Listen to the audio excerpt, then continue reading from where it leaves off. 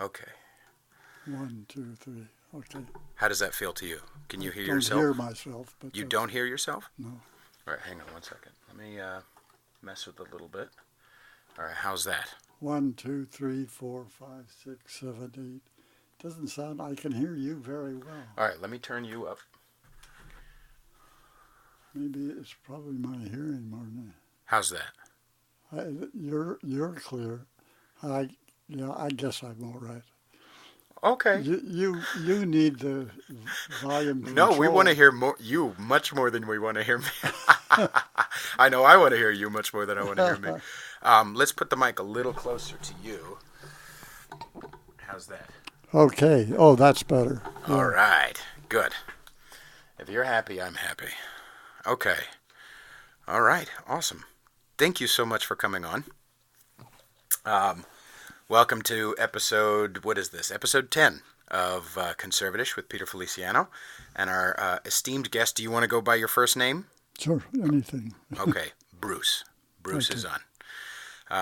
It's a treat to have you on. And I really appreciate you coming all the way out from the Sunset. The Daly City. It's pretty much Daly City, I guess. Or no, Westlake. Well, it's called Park Merced, but Okay. I don't know what that means other than the specific development. How long have you lived there? 27 years, I think. Wow. In that same building? Yes, that's the only way I can stay in San Francisco is to stay in that apartment. I'm Right. like so many other people. I'm controlled by rent control, and if I moved, I wouldn't be able to afford to live in the city. Right. Do you enjoy it? Oh yeah. Yeah. I've lived a lot of places, and I'm coming to the end of my life at the age of 89. 89. And I'm really glad that I ended up here. It's a wonderful place to live. Right. Do you feel? Well, maybe we'll get to that other stuff. But where else have you lived? Did you have you lived in San Francisco besides the Park Merced area?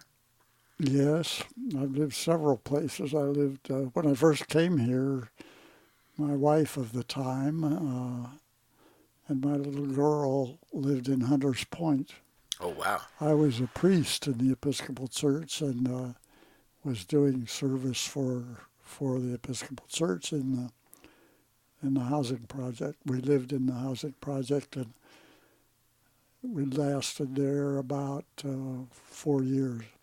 About 4 years. Yeah. And in that time, this was what, the 70s, the 60s? 65, we came to San Francisco, and I left about 69 from Hunters Point. What was it as kind of crazy as it is now? Well, you mean the city? No, I mean Hunters Point. Oh no. Was it dangerous? The housing project has been pretty well wiped out. Okay. They have redeveloped that area or are in the process of redeveloping it.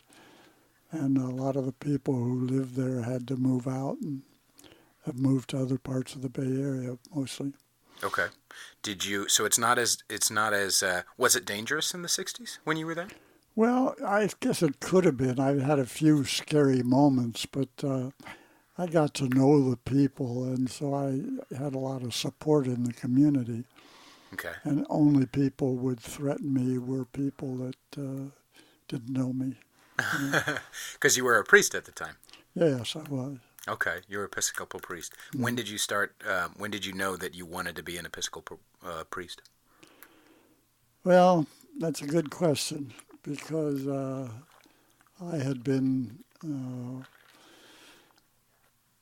doing other things, including a period in the Navy and during Korea, and trying to figure out what I wanted to do with my life. And since my father was a priest and a bishop in the Episcopal Church, I eventually, after a time in a little Indian village in Alaska, I finally decided, well, I better go to the ministry as well. Okay. But I was ordained in 1960, and I lasted for 8 years, I believe, in the ministry. And then I resigned, Do you feel retired. do you feel like you wanted to, or was it like you were saying, well, my father's a minister, so I might as well? Well, that's a lot of it was that. I didn't realize it all at the time, but I couldn't. I was drinking heavily, Mm-hmm. and I would look at my life and my options, and I realized I just didn't really have any ambition for much of anything at that time. Right. I was devoted primarily to the process of putting down Jack Daniels and ice. So, but after the Navy days, I went to New York and worked for a while, and then left there to go to Alaska when I got very sick in New York Okay. with hepatitis. Hmm. And I went to the Episcopal Church in New York, the headquarters, and said, what can I do for you? And they said, well, we need somebody to go to Alaska. So I went and lived in a little, actually a trailer Wow. in this little village called Circle. And Circle. I was supposed to be ministering to the people there. I was holding services on Sunday. I had not been ordained yet, but I was holding services and helping families as they needed it. And it was a very fascinating time. I didn't drink for a whole year No. because it was almost impossible to get alcohol in this village except the kind that the Native Americans drank, which didn't taste good. And so I was sober for a year. I really thought about that a lot since then, because how was that true? How was that possible? Right. But it was quite easy at the time. Anyway, I was, Can you, not to yeah, interrupt you, can you hear yourself okay? yeah, Okay, I'm going to pull the mic back a teensy bit from where you're standing. Is that where you're sitting feels comfortable? yeah. Perfect. If you can hear, yeah, I can still hear. Okay, good. Yeah, it was a little muffled, so I just wanted to make sure everything. Okay, so continue, please. So, anyway, I spent that year in Alaska, and then when the year was up, I had to do something. Right. And so I decided to go follow in my father's footsteps and go to seminary in Berkeley, where I spent 3 years and was ordained in 1960. And very soon after that, went to Mexico. I got married for the second time. My first marriage was during the time I was in the Navy, and that only lasted about a year. But my second marriage was lasted longer, and we had a daughter and Mm-hmm. adopted a son, and lasted for several years. Right. But my drinking got in the way there as well. Hmm. And so I just went on. We went to Mexico, the family, and it was quite a busy 5 years in Mexico. I was in the northern part of Mexico in a city called Monterrey. Most of the time, part of the time, I was in a city called Torreon, which was also in the northern part of the country. And I was ministering primarily to English-speaking people in those communities. It was fascinating, but came a time when I was invited to come to San Francisco by Bishop Pike, who was the bishop then in California. Mm-hmm. And we met in Texas, and he invited me to come up to Hunters Point. So that's how I got to Hunters Point. After Hunters Point, I really left the ministry for any real purpose. Once you're ordained, you really don't ever leave the ministry. It's a theological thing, but right. even though I didn't practice it at all and was losing my interest in it, I was still a clergyman, but I got into politics. Bobby Kennedy was running for president, and so I went to his headquarters and slowly worked my way through volunteering to get a job there as an office manager. This was in D.C. or here? What's that? Was that in D.C. or here? No, here. Oh, okay. Here in San Francisco. Okay. And then, of course, he was assassinated, and right. I was crushed, so my wife and I were both supporting him strongly. And so I didn't know what to do, but I started looking around the political scene and trying to see if there was something for me there. And I met this woman who was running for Board of Supervisors in San Francisco. Her name was Diane Feinstein. And she hired me, so to speak. She thought I was a volunteer, but her husband was paying me under the table. Were they married yet? Who?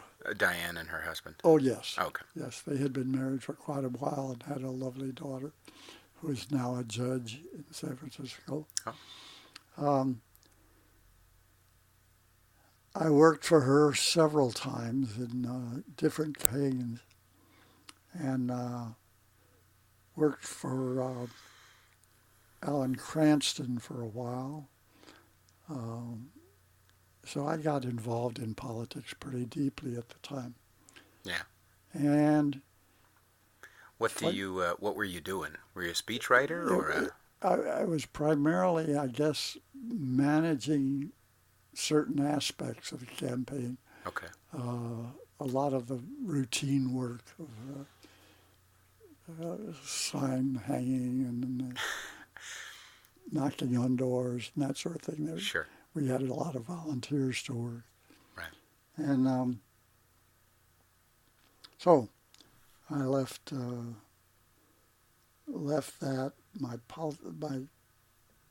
I went to, for a while, I was in Diane Feinstein's office at the Board of Supervisors. I was an assistant to her, and that was interesting. She only, at that time, they only had one staff person, each of the supervisors.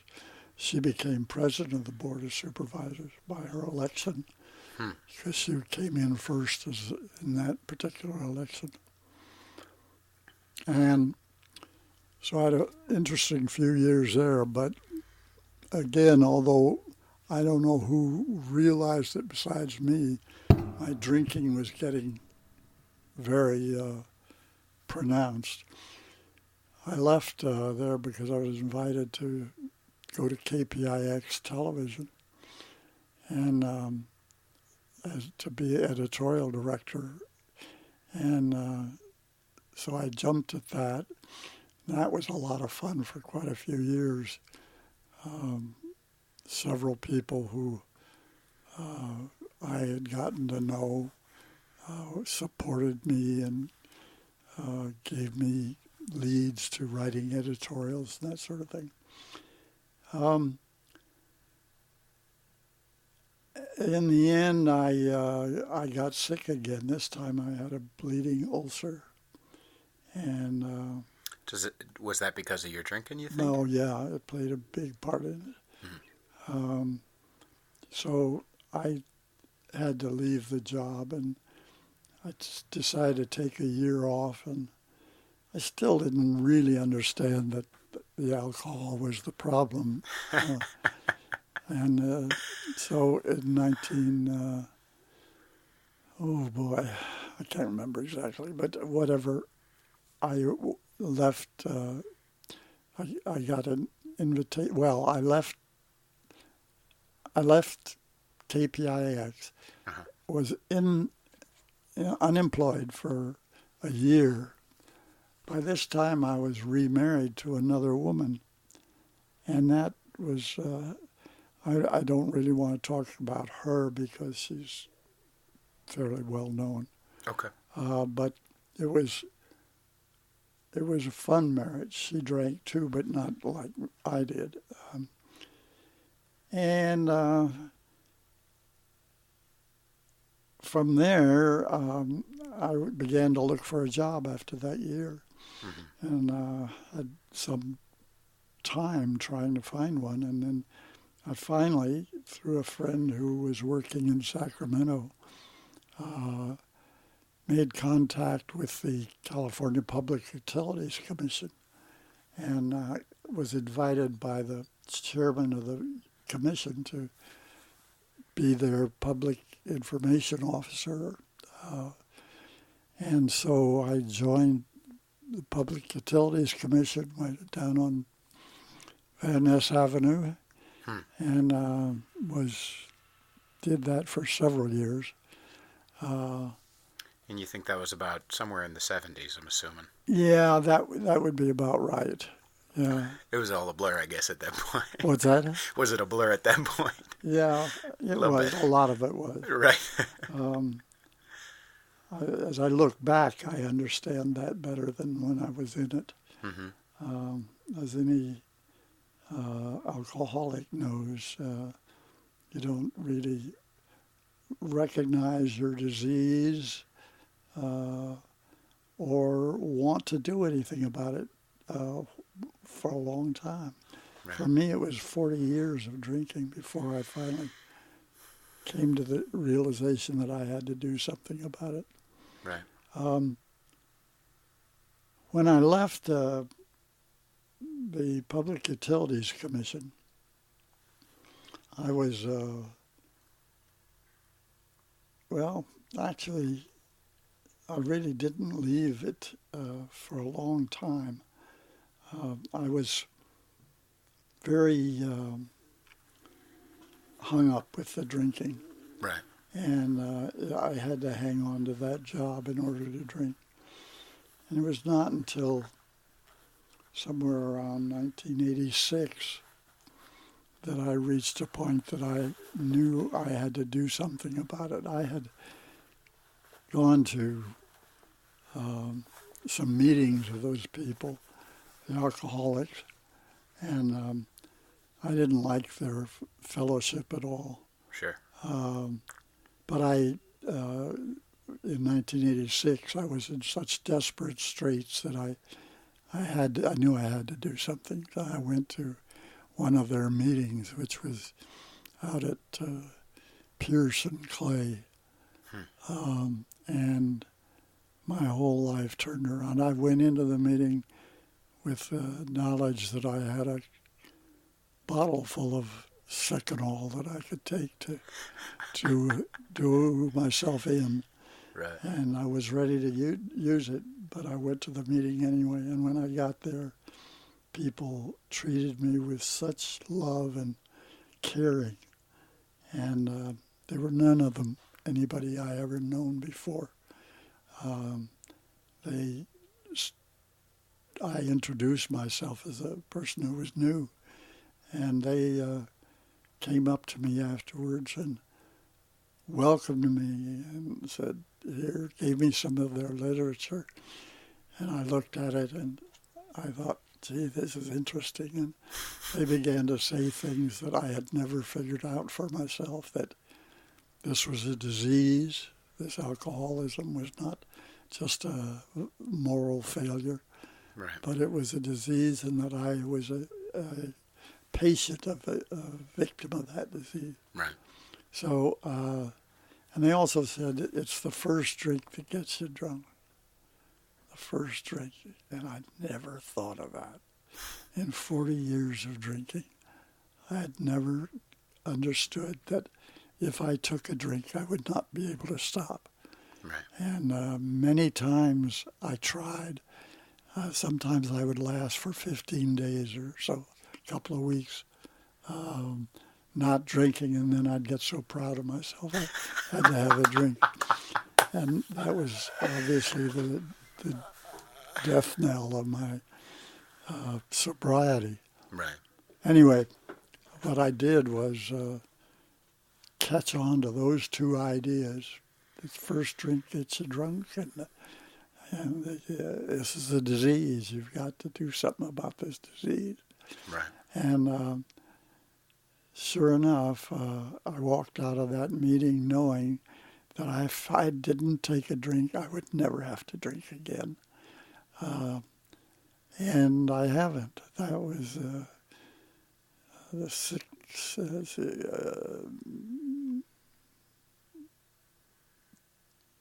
forgotten the date exactly. Anyway, it was May of 1986. That's awesome. And it was wonderful because that night I slept through the night, and I hadn't done that in a long time. Right. I had always been waking up in the wee hours of the morning either to take a drink or pop aspirin or Tylenol or something. And I slept through the night, and I woke up feeling good the next day, and I thought, I think I can do this again, another day. And sure enough, I was able to do it another day and another day, and right on. And now it's been 32 years, and I haven't had a drink, but it's been a complete life-changing experience. Right. One part of it that I don't know whether people outside of this fellowship would understand is that we as alcoholics have a disease that has a couple of parts to it. One of them is an obsession to drink. If I am not drinking, I'm led back to alcohol again. And the disease also has a part which is called an allergy, that if I drink, I will be stuck to drinking again. That's the explanation of the first drink gets you drunk idea. Right. At any rate,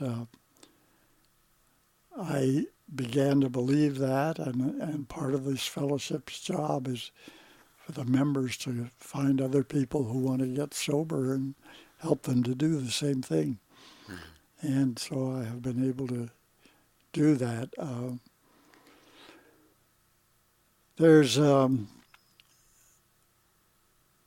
It's been this part of the program in this fellowship says that having had a spiritual experience as the result of the program, that you will find a new life, and I have found that. The spiritual experience for me means, and it's actually what it says, is spiritual awakening.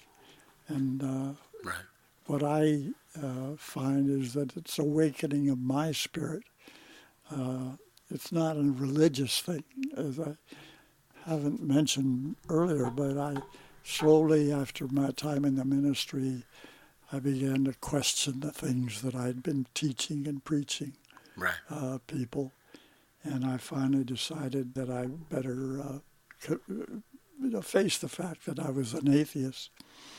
So when I say I had a spiritual awakening, I'm talking about the awakening of my spirit, the awakening of what Bruce was or might have been, the awakening of the little boy that might have grown up differently, because those 40 years of drinking completely distorted my personality and distorted my attitudes and my values. And I'm still in the process now at age 89 of having those attitudes and ideas changed, corrected to back what it should have been. And I'm loving it. I don't have much longer to live, I don't suppose, but I will. What I do have is the best time of my life. I've often said to people, if I look around, I can't think of anybody, and there's 7 billion people in the world. I can't think of any one of those 7 billion people I'd rather be than me. And it's true. Absolutely. And even though I don't have long to hang around, I'm having fun. And this is part of it. You've given me a wonderful day, Peter. I've enjoyed all of it. There are, of course, lots of details of my life that I could have gone into, but I won't, unless you want something. No, I don't want anything. I mean, I'm completely at your mercy. I am interested to know a little bit, if you're willing to talk about it, a little bit about how soon into your priesthood that you started to question things. Did you ever feel like you had a lot of passion around that work, or maybe was it passion that was looking for a way to rear its head, but it didn't get the full effectiveness, or passion until you got sober, or was there? Well, back in the back of my mind, right from the beginning of the time that I did my ministry, there were things that I knew that I was preaching that I didn't really believe. Okay. And I didn't face those facts. I didn't look at them very carefully because my job was to preach the church as it is, as the Episcopal Church is known. Right. And as I was raised in it, and my brothers were raised in it. So I didn't really look at it until after I left the ministry. And then I began to see that I had been fooling myself as well as a lot of other people in the process. And it was a great relief when I finally, and it was during this period of sobriety, finally faced the fact that I really didn't believe not only in the Episcopal Church or what it stood for, but I didn't believe in religion generally, because it seems to me to be a superstition that's become a crutch for people who can't see any other way of viewing the world and their place in it. But being freed from that religious necessity has been so liberating. I can't tell you. It really is. I recommend it to anybody who's I'm not trying to convert anybody, but I do say that if you're having problems with your religion and you're keeping them boiling inside of you, you might look at the idea of religion as being more superstition than reality. Because at least for me, it was a road to freedom. That's it. I appreciate you sharing that part of it. Yeah, I was a lot more religious. I thought. Well, first I grew up in the church, in New York, and then it was to the point, I don't remember exactly what our denomination was, but I remember we didn't celebrate Halloween. We celebrated Elohim. I don't know what that is, but apparently it was something. Sounds Jewish. No, I think we were born again Christian something. And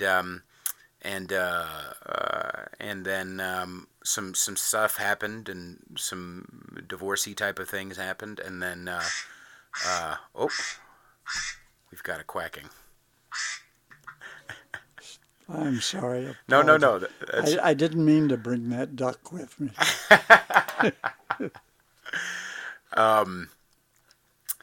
But and then I became, I think I was about 9 when I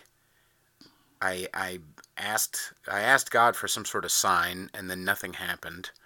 And so I just started to decide that I was an atheist, and then I think I stayed that way, ever more angry an atheist, until maybe about a year sober, when suddenly I switched into becoming ultra religious for a long time, where even if I, looked at porn, I was a bad person.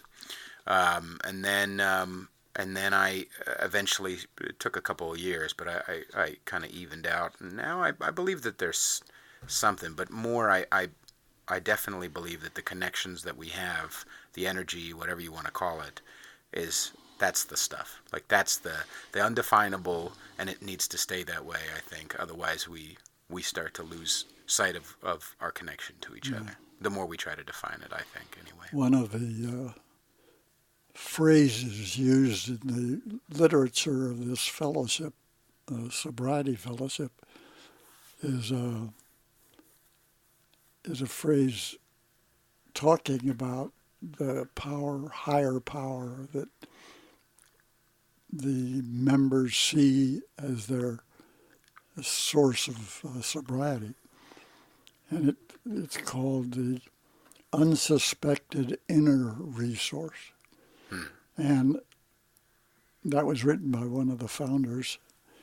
And so it's really, as I think about all this, I realize it's not so far away.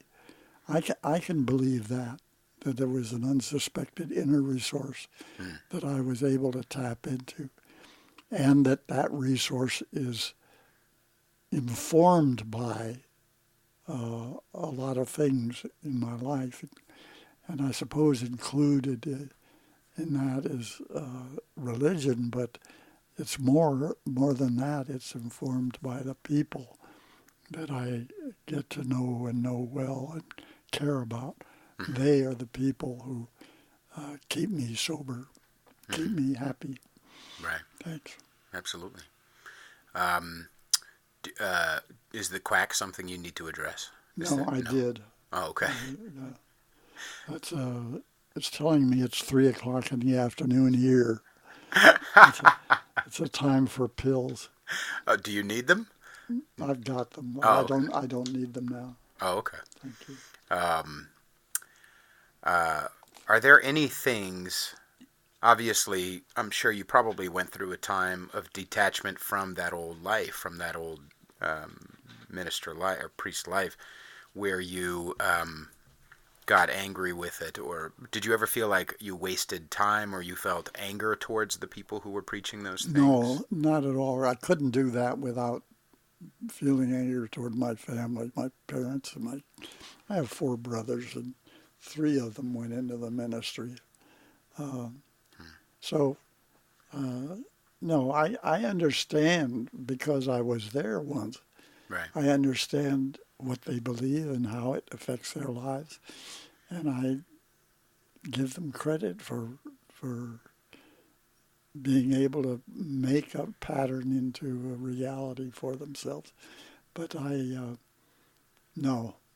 never resented anything about religion. In fact, I go out of my way to not try to sound like I'm proselytizing to atheism. Right. I don't know that I'm right. I don't know that. I think I'm right. I think that's the truth, but I could be wrong, and I will know very, very soon. Sorry if you were going to say No, something. that's all right. I'm through. I would love to talk to you about because my friend, I won't name him, but I have a friend, I may have talked to you about him, who was diagnosed with cancer and is going through it, and has been going through his own walk with it, and and then I have another friend who's also older, who's It doesn't feel, and I don't mean this to sound strange, but when you say, I don't have much longer, I know that there's a depth I feel, and I'm sure that there's a depth that you feel, but there's almost, I'm so, maybe this is because I'm young and stupid, but I feel like a fear around looking at that. Not, I don't want to say nonchalantly, because I'm sure it's not nonchalant, but looking at it matter of factly, without without feeling like, oh gosh, I don't want to look at that. I don't want to look at the idea that of mortality in that. And I've heard you say it a couple of times, not just here, but Well, I don't feel that. I'm not afraid of dying. I think that I might have been some years back when it wasn't really imminent. I think I might have felt some sense that I just don't want to face this. I don't want to think about dying. But not now. It may be part of the value of atheism in that I'll tell you, I think I know what it will be like to be dead. And it's not bad. I'll tell you what it is. I think that religious people tend to fear what will happen after they die. Even if they're very good people, they wonder if there's really a punishment of some sort, or whether they're going to be rewarded, or all that, those kinds of doubts. But for me, I have several times, and I've mentioned a couple of them, several times I've been under general anesthetic. Mm-hmm. And for me, when I'm going under general anesthetic, somebody is putting something into my arm, and they're saying, count backwards from 10. And I say, 10, 9. And that's about it. Right. Until immediately I wake up. Somebody's saying, Mr. Kennedy, wake up. There are no dreams between those two moments. Right. Go to sleep, wake up. There are no dreams, there's no living. And I think that's what it's going to be like. I just look around at all the dead people and dead animals, and I can't believe that they're all somewhere else, Right. And that's reassuring for me, because I am very close to the end of my life, and so sometimes I wake up in the morning and think, oh boy, it didn't happen last night, maybe tonight. I kind of looking forward to dying in my sleep. Wow, that's okay. It's heavy to me, anyway. I mean, I'm sure it's heavier to you. Well, but for a young person, it's hard to comprehend, I think. Yeah, probably. Is there any fear maybe to, not having it happen in the middle of the night? Well, I probably will not. In my case, I've had diagnosis of a heart condition that will kill me if nothing else does. It's not a pleasant one, because it's a heart valve that has stopped working right, and my blood goes through my heart both directions. That valve pumps two ways, and it tends to fill my body with fluid. I don't know how that works. It breaks down the blood and somehow fills my body with fluid. So when I take all these medications, a lot of it is to dry out my body. And so that's what I'm doing. I'm just taking these medications. Next week I'll be seeing my cardiologist again. But he's told me that unless I want to go to some major open heart surgery. Even he doesn't really recommend it at my age. He says if I just let it go, if I let that heart valve kill me, it will not be a pleasant death, because I've felt the beginnings of it before and had to go to the hospitals twice. My body fills with fluid and gets cutting my breath off. And I went once in an ambulance, a fire department ambulance, to UC Med Center. And that and the time that somebody took me, I was, both times I was really gasping for air until I got to the hospital. And my cardiologist says it would be like that, and it would not be pleasant if I drowned in my own body fluids. Sounds awful, but well, yeah, it's also kind of funny. Jesus, Bruce. Oh my. Yeah. I might say something about whatever you'd like. There's a law that was passed in 2016 in California that's like laws in Washington, Oregon, a few others, that allow people who are in a terminal state to bring their lives to a close before it gets to be an unbearable thing. You have to get permission to do it. And you fill out a lot of papers, and I did that. And I finally got the medicine that would kill me if I feel I need it. And it's interesting, Hawaii, where I spent many years of my life, also has that law now.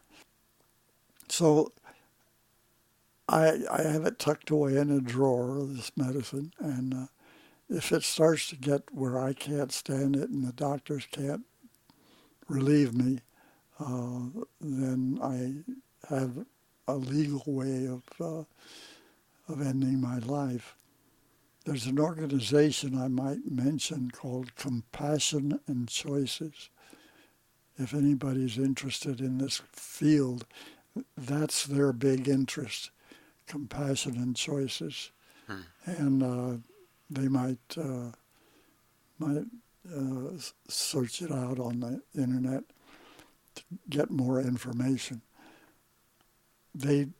Somebody tried to stop the law a year ago or a few months ago, and they did for a while. They got a judge to suspend it, but then Compassion and Choices and other organizations went back and had it reestablished. So it's legal. I don't know what they do to me if I kill myself. Well, we're not going to put them in the books. Yeah, I don't. That's an interesting. Yeah, what was this person's? You seem like someone who can see the other side of things, even if you don't believe them. I appreciate that. As many I've had a whole lifetime of religious training. Right. Is that the other person's, like that person who wanted to stop it, is that their main thing? Is it a religious drive, or is it is it like a wrongful, death thing? There are lots of people who do not want to go to the end of their lives if it's going to be awful. Right. And that's what the theory is behind this law, that it allows somebody to terminate their life without having to go through the agony of cancer. Or, imagine some of these people who are on life-sustaining stuff, and they're being kept alive because of religious purposes, religious beliefs. I can't understand how that is thought of as kind and, to let them, make them stay alive when they obviously don't want to.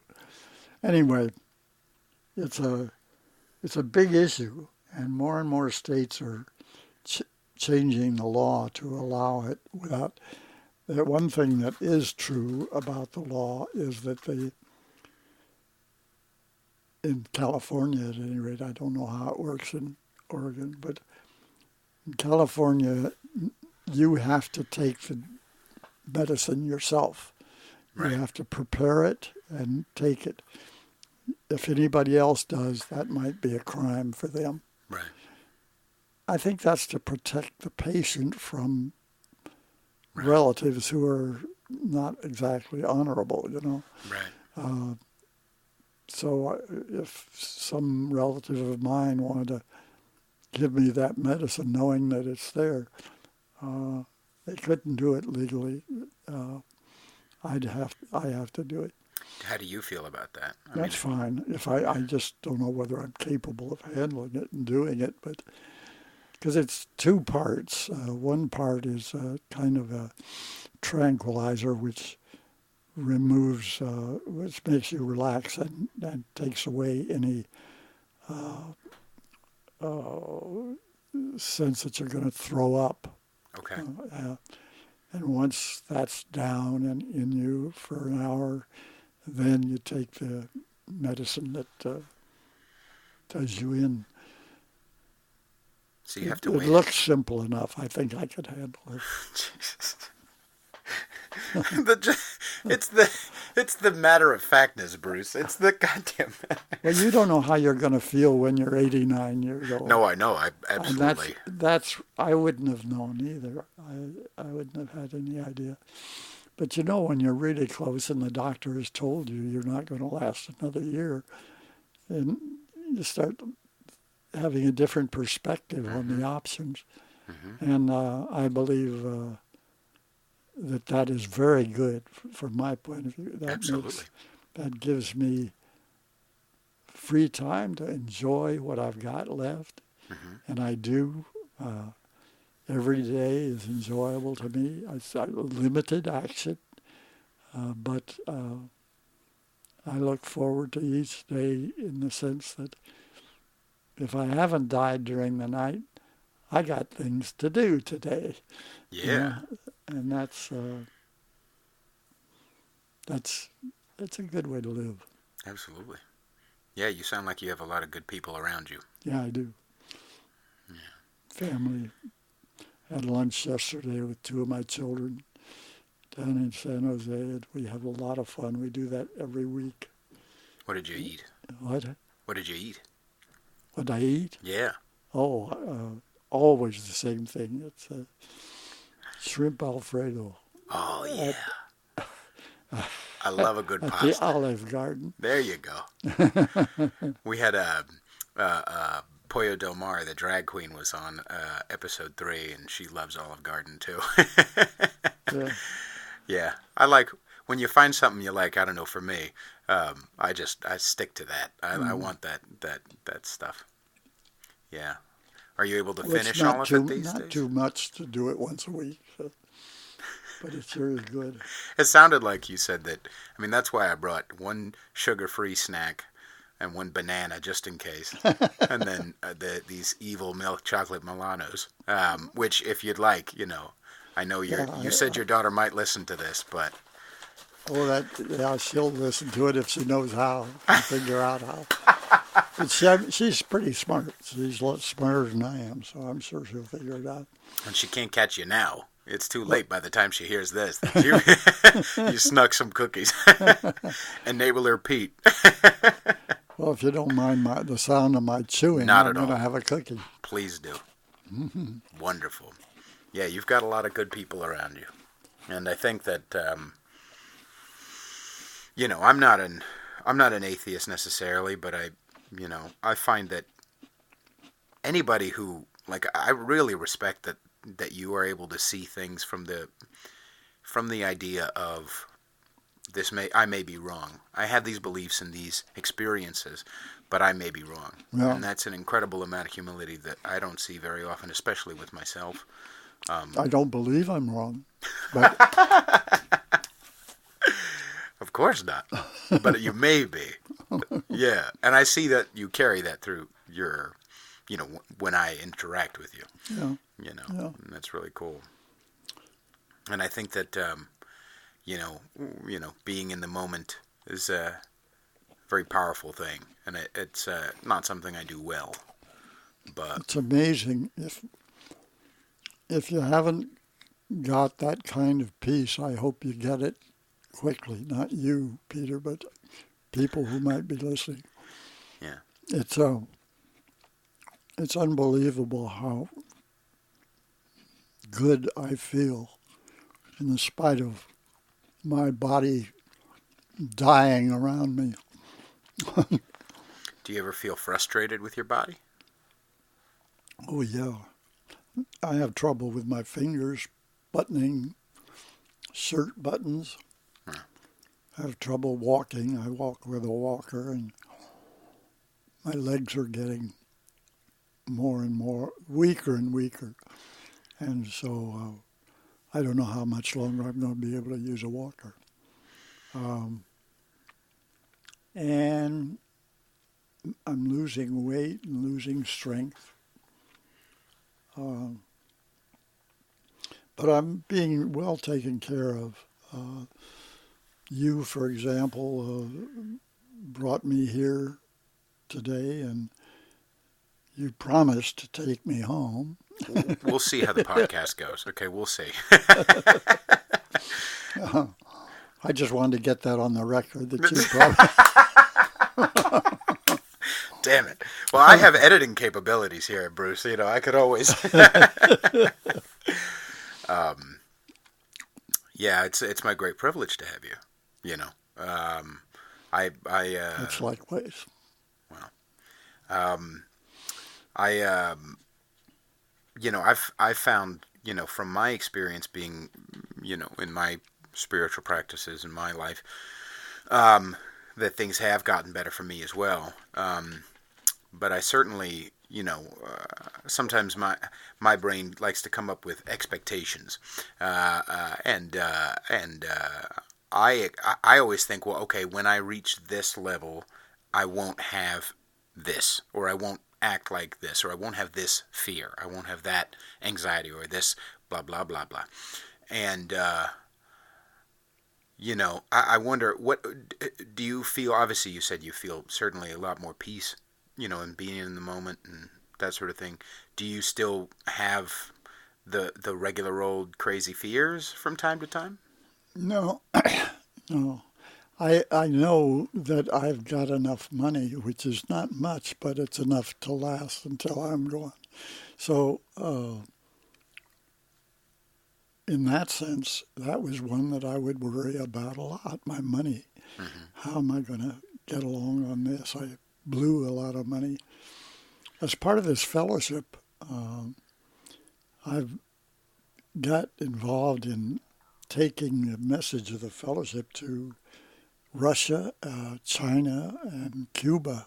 And I made 9 trips to Russia, and a couple to China, and a couple to Cuba, to help people in those countries to find a route to sobriety. And that cost me money. So a lot of the money that I might have been thinking I was going to use for retirement was used up. But I know now that I've got enough to get by. I wish I were very wealthy, because then I could give it to my kids or do something else with it. But that's just a fancy, The fact is I'm comfortable. And they're probably not suffering. No, they're not. My son is doing very well in his business, and my daughter is married to a guy, and they've had to be separated because of me for some time, because she's living with me and taking care of me. But she's to rejoin him up in Washington State. Excuse me. When I'm gone, and they're looking forward to that, getting a house in a new community and enjoying the rest of their lives together. So all is looking well in my life. I'm eating too many cookies. Please eat all of them, because I'm not going to. Today is not cheat day. I've gotten down to 213.8 pounds from 315 back in March. Good for you.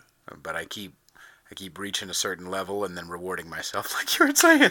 I keep going, well, I've done really good. I mean, I'm losing all this weight. I might as well get Panda Express and put it with pizza. I understand that completely.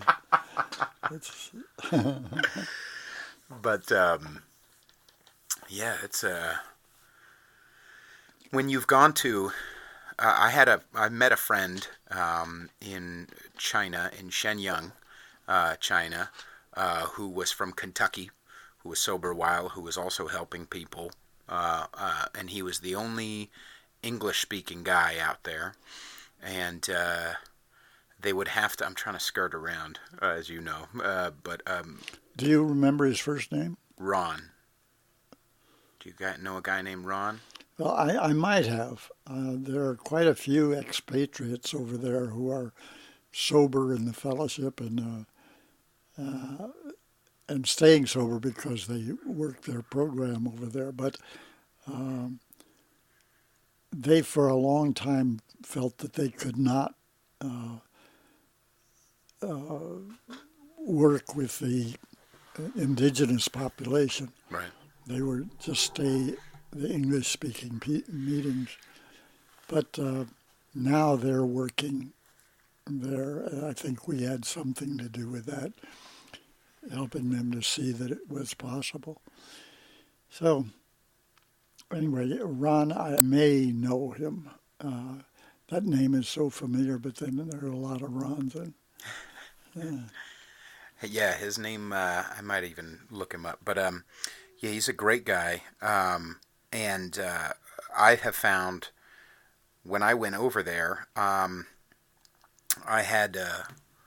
was visiting a girlfriend at the time who was doing some music out there, and so I looked it up online and went and met him, and he was only able to have these certain meetings at a Starbucks because the local government, or I'm sure the government at large as well, does not like it when you have meetings of expatriates or meetings of non-Chinese in a certain area, because they, especially if you're using books that have some sort of the word God in it, they don't like that very much because they feel like you're going to start some stuff.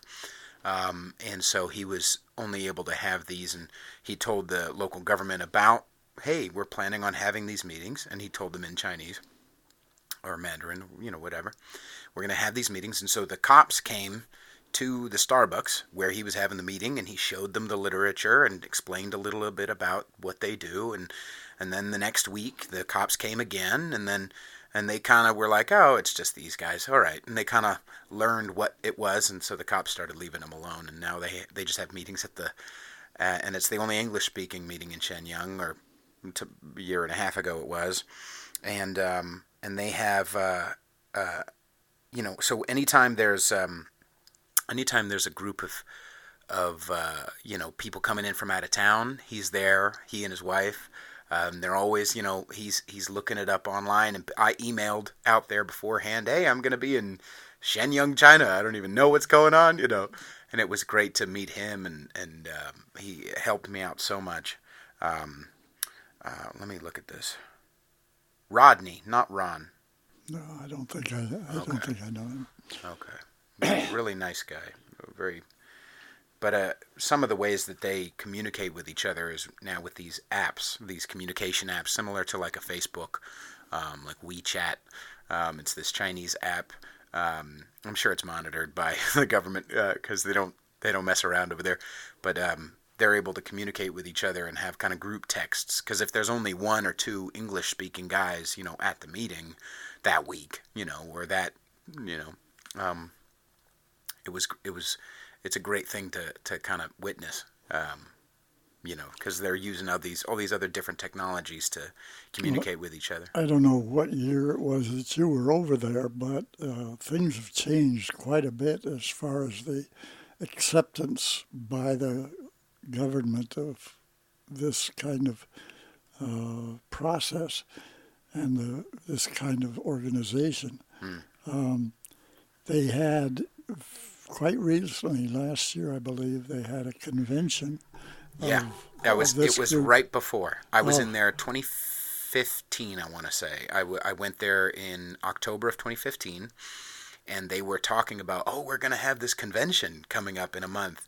So they were really excited about it. It was the first ever of its kind. That was a thrill for me to read about, because I feel as though we played some part in getting that started. Take a sip of your Diet Coke, sir. What year did you go, and what cities were you in when you were over there? I was afraid you were going to ask me that. I'm terrible for remembering when things happen. Right. And well, you could say somewhere in the 90s or somewhere in the late 90s. Yeah, well, I think it was late 90s. But I wouldn't want to bet on it. Right. I can't remember. Anyway, it's this business of catching on to how to stay sober has been interesting to watch in different countries.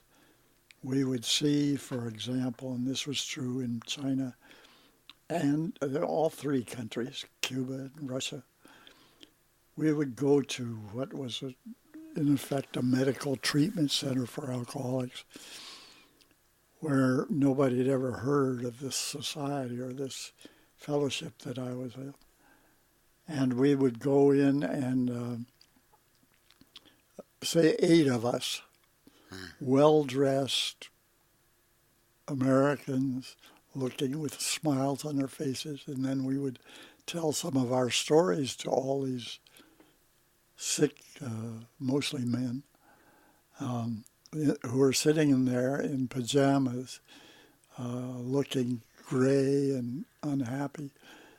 And you could watch their faces as these stories unfolded, as one after another would begin to perk up and their eyes would start to focus on the person who was talking, and they would get the idea that, hey, maybe I ought to pay attention to this. And there would become a kind of a life in that group that had not been there before. You had a chance to talk to them. And then we would move on to another place, and we would,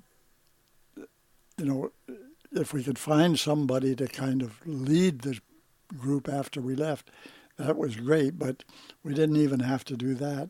They often found their own organization afterwards. So it was a thrill. I mean, you feel as though you were one of the founders of this fellowship. Right. Because you were in that place. Right. Yeah. That's Jesus. It's definitely it's scary when I've been in not the same type of situation, but when I've been lucky enough to help people who haven't gotten the help, even though they've needed it, because they don't even know about it, the help. Sometimes I feel like, there's no way for me to make sure that this stays. Do you ever feel like that when you've been in that type of position? I mean, like you said, luckily you would hopefully find somebody to carry the torch. But there's been sometimes it's like there's nobody to kind of do it. You know what I mean? And you just have to almost surrender to that fact. Yeah. Well, it plants a seed, and if they can't figure out how to make it live for them, at least the realization that there is a solution floating around that they've heard about is there. And they were well-dressed Americans with smiles on their faces. That's right. That's right. Right. Yeah. So you can't tell what's going to happen. To go from when I went to China and there were no indigenous meetings of this fellowship to having a convention of members. Now that's not something I did or something any of us did. It happened because they got the message somehow. Right. We provided them with the raw material, but they had to grab it and take it and make it work for them. And we usually left them with a lot of books, right. In their local language. So we're not leaving them entirely in the lurch when we walk away. Right. Sorry, there's some audio stuff. I just want to confirm that nothing's going wrong. Yeah. And plus, if you were able to find it, there's no reason anybody else can't, And not just that, but even with my experience, not just with drugs and alcohol, but also my experience with food, my experience with lots of different things. For some reason, I'm always beaten up enough, and then right at there's usually an opportunity presents itself, you know what I mean? But sometimes I have to get pretty badly mangled, before I'm willing to change. No, I understand that completely because, as I said earlier, suicide was on my menu just before I found these people. And so I was in a state where I was afraid of everything. I stopped wanting to drink with other people. My wife at the time was a drinker, but she would want to go out to bars, and I didn't want to go. I was in a place where I just wanted to stay home and drink by myself. Right. And depressed. I was for a year. I was depressed before I got to that first meeting. Anyway, what it says to me is that the real power of this thing is the group itself, the people I know now around the world who are all sober and happy. And if I know them and they're helpful, and I can help some people, and if I don't know them, when I get to where they are, I will know them. I mean, there's nothing in the Episcopal Church, for instance, that gives me the sense that I am being welcomed into a strange community by the Episcopal Church. They'll say hello to me as I go into church, and everybody will smile, and they will try their best to say the right things, but then when the service is over, they'll go get in their cars and they're gone. Mm-hmm. And I would be left there, well, what am I going to do now? Well, I'll go down to town, see if there's a bar open this time of day. Right. And the fact is that wherever you go, that fellowship is available for you. There are 3 million members of the group, and they're in almost every country. So you could go to a place where you've never been before and go to one of the meetings, and you will feel like you walked into a group of friends. I know that because I've done it so many times.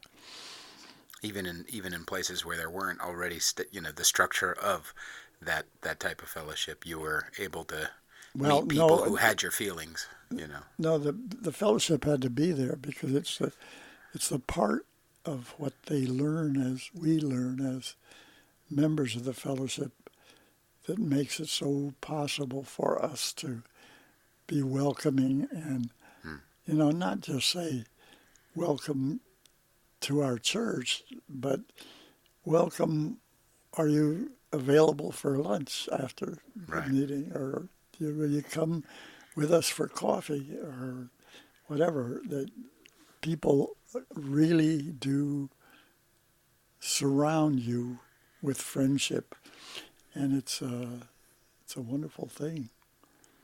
I remember I was 15 when I sobered up. I was about 17, and I would go hang out with these people.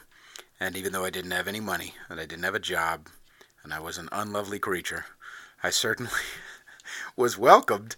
And people would say things like, "Well, let's go out to lunch," and I didn't have any money, and so I put on a pouty face and say, "Oh, I'll just have a sugar packet or two," I just, and then come on, kid, let's get you. And so, do you ever feel? And I know that it's natural that it goes up and down and it leaves, and ego comes back and things like that. But do you ever feel like in this conversation, I felt like there's so much value that has been given to me in my life that there's no way that I can ever repay that. That there's no way that I, but I'm hoping that I'm appreciating it enough or giving it enough and forwarding it enough, but I don't think there's ever anything I could do to, in my entire life, I shouldn't be where I, I'm a, I'm a alcoholic, I'm a bad, Yeah. and the fact that I'm not is, in whatever you want to call it, but it's some sort of a miracle, you know what I mean? It's some sort of occurrence that's not supposed to be yet is, I don't know. Well, I think I know what you're saying, and I would say no. That is, I don't feel as though I have a big debt to repay to all the people who have helped me, because they're doing it for their sobriety as well as for mine. And what I feel is I owe a debt to the next person, the next alcoholic that I have a chance to work with. That is where my obligation goes. I make close friends, and I've got what we call a sponsor who is also my sponsee. We are mutual sponsors, and we've known each other for almost all the time that I've been around, 32 years. And I don't owe him other than you would owe any close friend for what they've done, what favors they've done for you. But and he doesn't owe me anything that way. We owe it to those outside of us who still are working, still searching for a solution to their drinking problem. I don't know whether that made sense or not. No, it makes perfect sense. It makes absolute perfect sense. Maybe I think it probably goes back to my self-centeredness to think oh, gee golly, I hope I'm doing it right. I'm hoping doing, this helping thing correctly, as if I have the power to not. I don't know. Yeah, it's interesting. Well, I guess what we do is just tell our story and let people identify with it. Give them the tools, and they're ready for it. But that's what we did on all those trips that I knew. We didn't go around preaching, you should Right. stop drinking, or Right. this is how you stop drinking. This is how I stopped drinking. This is how I did it. What happened to me? And that's, in fact, when a member of this organization is speaking to a group of others, we say what they should be saying is what I was like, what happened, and what I'm like now. Not what you are like or what you ought to be, or Right. It's focused on, or not even what it used to be like, which is one of the things that people sometimes get trapped in, trying to describe their lives in terms of objective observation instead of direct personal experience. Well, it's quite a life, I'm so lucky to have been able to get out of that trap. It's a wonderful thing, the sense that you've returned to what you should have been in the first place. Right. And not still hanging around inside that person who is such a problem. I bet your family is much happier as well. Oh yeah, my kids, I neglected them for a long 17 years. And now, as I said, we have lunch every week together.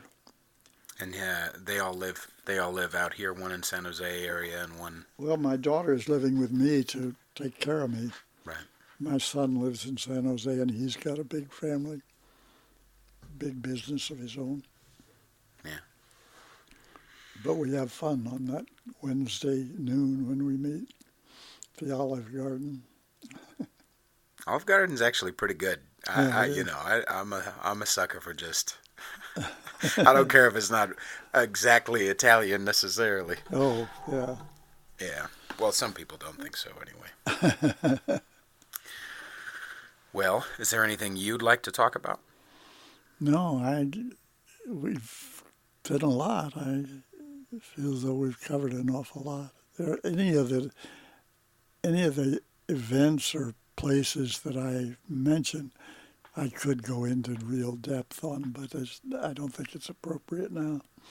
Okay. I mean, my years in the Navy, Right. all that kind of thing. Or,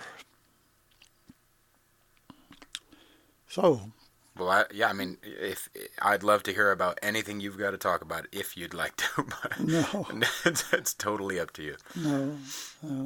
Okay. I think I've worn myself out. Okay. You're going to be able to sneak these Milanos back into the house? I don't know. Because I'll create a diversion if I need to. Well, I might try one now. There you go. Let's see if it tastes good enough to take some more. Okay.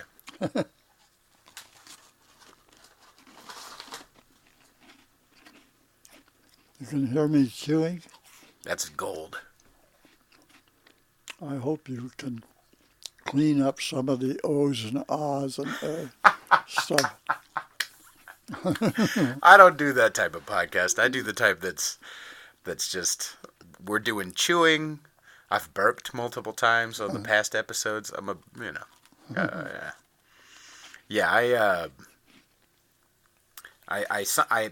sometimes have taken quote unquote humility or really self-deprecation to much further than it needed to go, into the realm of fake humility, like, oh, I don't know about a podcast, but the fact that, one of the things that I talked about with one of the past guests was that I feel what I get to do with this and what it is doing is much more about connecting than it is about ego of any kind.